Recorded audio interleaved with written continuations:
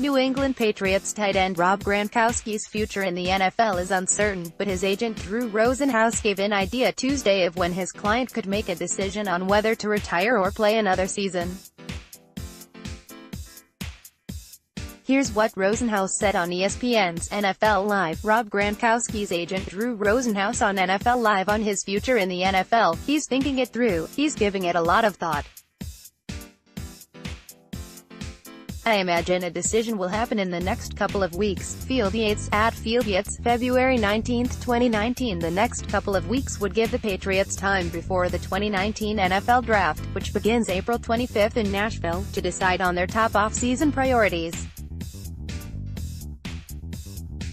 If Gronkowski decides to retire, and reports throughout the season suggested he'd consider it, then the Patriots could look to draft a tight end in the first round. Although, even if Gronk comes back, finding a tight end of the future likely would remain high up on New England's off-season to-do list. Gronkowski tallied 47 receptions for 682 yards and 3 touchdowns in the 2018 regular season. He also missed 3 games to injury and hasn't played a full 16-game season since 2011. There's no question the 29-year-old tight end still is a top-tier player at his position, though, and that was evident in the playoffs when he excelled as a blocker and pass catcher. In fact, his catch on the Patriots' go-ahead touchdown drive in the fourth quarter of Super Bowl 53 against the Los Angeles Rams was arguably the team's most important play of the season. Click here to download the new My Teams app by NBC Sports. Receive comprehensive coverage of your teams and stream the Celtics easily on your device. We've already done some digging in terms of just how the NFL's franchise tag window, and what happens around the league while that window is open, will impact Trey Flowers' odds to stick in New England. If what we heard from former NFL agent and CBS Sports analyst Joel Corey on the Next Pats podcast is any indication, those odds aren't looking great. He's going to be the belle of the ball when it comes to young pass rushers, Corey said of this free agent class. I expect Dee Ford, Frank Clark, Jadeveon Clowney and DeMarcus Lawrence to get franchised. Flowers didn't have the sack numbers that those guys did, but I don't really look at sacks as indicative of pass rush ability. He had 64 quarterback pressures during the regular season.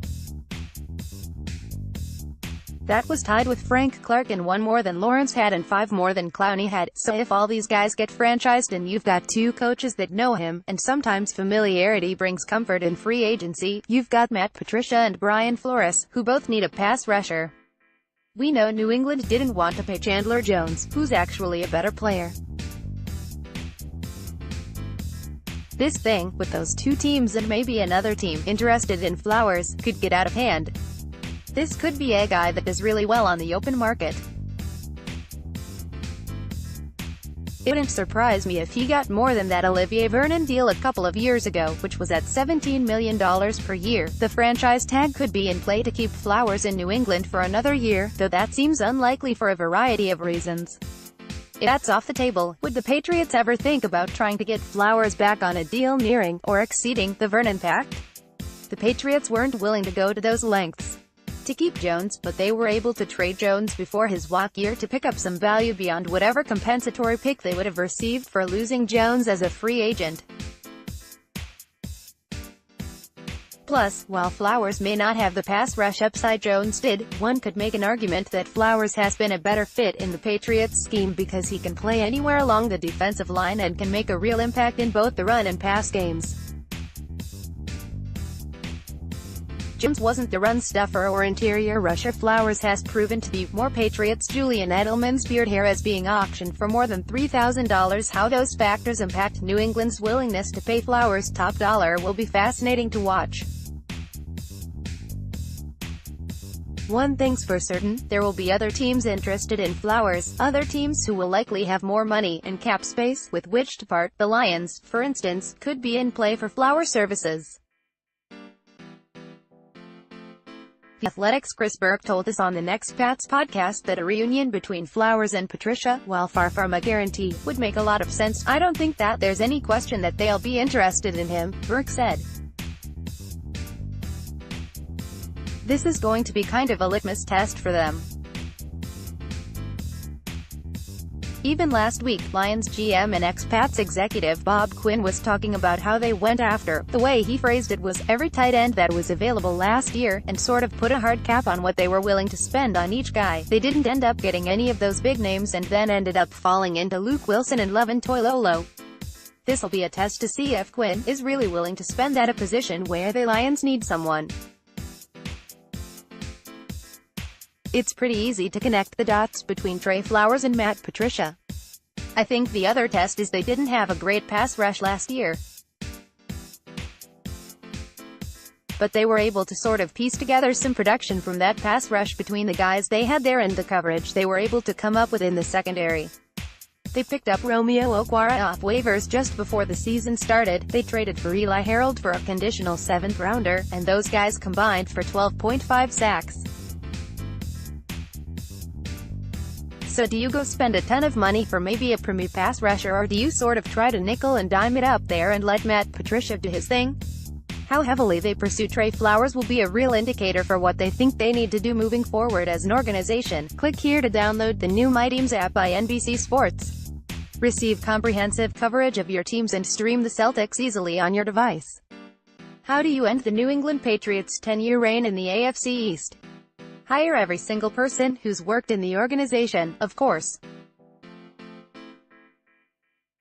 That's obviously an exaggeration, but it's not far from the Miami Dolphins' strategy under head coach Brian Flores.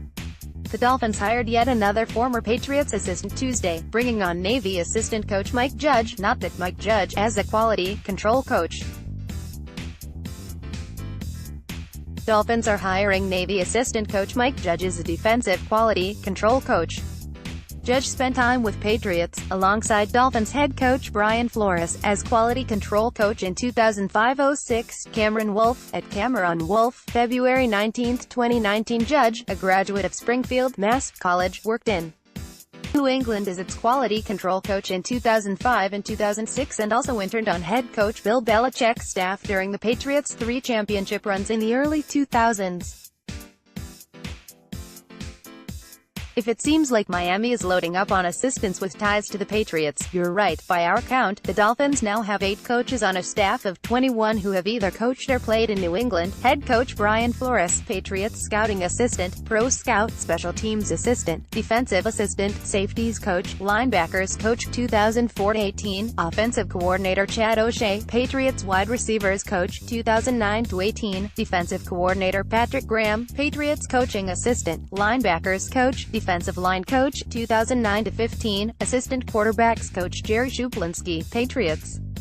Offensive assistant QB coach, 2013-18, cornerbacks coach Josh Boyer, Patriots. Defensive assistant, defensive backs coach, cornerbacks coach, 2006-2018, tight ends coach George Godsey, Patriots. Offensive assistant, tight ends coach, 2011-13, quality control coach T-Con Underwood, Patriots. Wide receiver, 2011, quality control coach Mike Judge, Patriots. Quality control coach 2005-06, if you include Miami quality control coach Matt Lombardi, the son of former Patriots executive Mike Lombardi. Essentially half of the Dolphins coaching staff is comprised of New England transplants. This pattern isn't exactly unprecedented. Houston Texans head coach Mike Vrabel brought several Patriots assistants on when he took the job back in 2014, while Tennessee Titans head coach Mike Vrabel has signed multiple former Patriots players. Flores appears to be taking this tactic to the extreme, however, hoping his disciples of Belichick can help Miami reproduce some of New England's success. 19 combined Super Bowls. The winning experience on Coach Flores' staff will benefit the team. Rolled up newspaper top news, https://t.co/pj2nzpz6 saw, Miami Dolphins, at Miami Dolphins, February 19, 2019. Click here to download the new My Teams app by NBC Sports. Receive comprehensive coverage of your teams and stream the Celtics easily on your device.